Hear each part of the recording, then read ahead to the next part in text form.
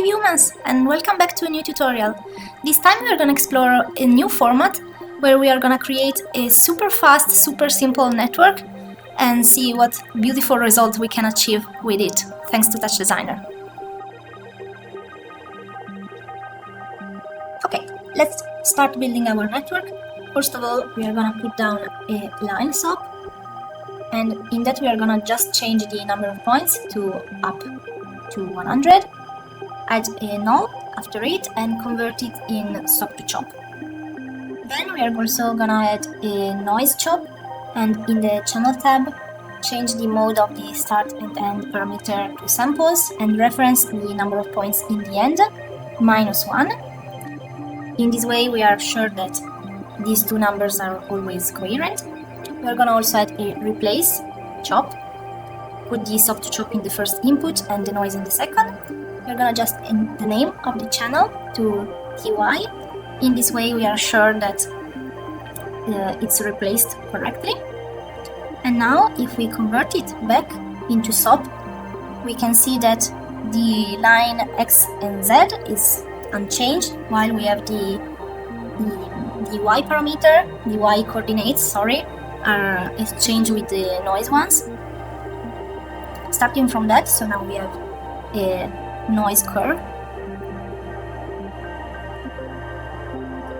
We can add a copy. That is the core of our network. And in this case, I'm gonna put down 12 copies and put the rotation in Z to 30 degrees. So each one of that is rotated by 30 degrees. Actually, you should, if you wanna do it perfect, you should put 360 divided by the numbers of copy you choose.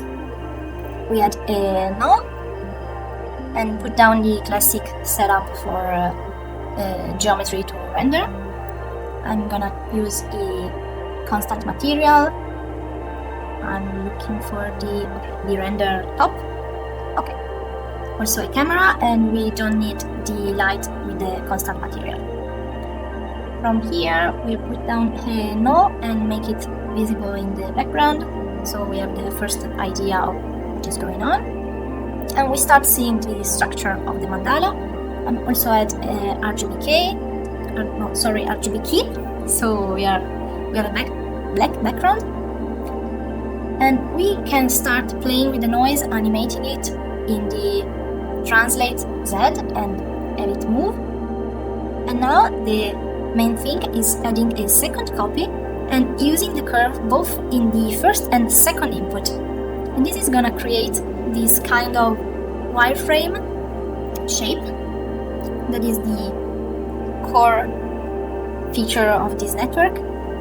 And this is because the copy is using the same curve both as the actual object to copy and as a reference for the points. And now the most of it is playing with changing the noise parameters to your taste. I'm gonna put the camera a little bit backwards so we can see the whole mandala thingy going on in our render top. And a few effects. In the palette, I'm gonna add a RGB delay, and it's already cool, but in my taste, I'm gonna reduce a bit the delay, and I usually put the R and blue at the same level, so we have this hot pink shadow with it and the green separate, because I just love hot pink and wanna see it in most of my visuals. Also here you can play with the points number and have simpler lines or more complex. It's up to you as you prefer and like it most. And here you can see that if we go for lower periods, we have more intricate and curly curves. Also we can play with the amplitude, so the movement is bigger, like more displaced, because we are going further away from the zero value of the Y parameter. We can play a bit with that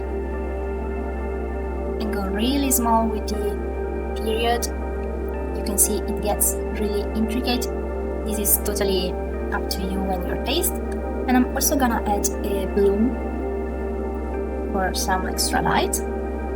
This is far too much, so I'm gonna decrease the intensity and both radius. And if you prefer it colored, we can also add a composite and a ramp. I'm gonna use it circular, change the extension mode to mirror, and as usual, I'm gonna go for bright pink, neon pink, and for a bluish shade. And put it at second input of the composite, but change the reference, the fixed layer, to input 1, so we keep that resolution as the correct one. And I'm gonna use the soft light operation, so it's just like a soft shadow, but if you prefer you can play with the operation modes and choose what you prefer. And I'm also gonna animate slightly the face so the ramp is moving. And here we are, you can have fun, and it's a really simple and fast network that gives a super cool result in my opinion. And it's also really easy to make it audio reactive by referencing the noise parameters or the rotation to some like sound parameters. Thanks for watching, and if you enjoyed the video, consider liking and subscribing, and check it out my brand new Patreon page. Until next time, stay creative. Bye!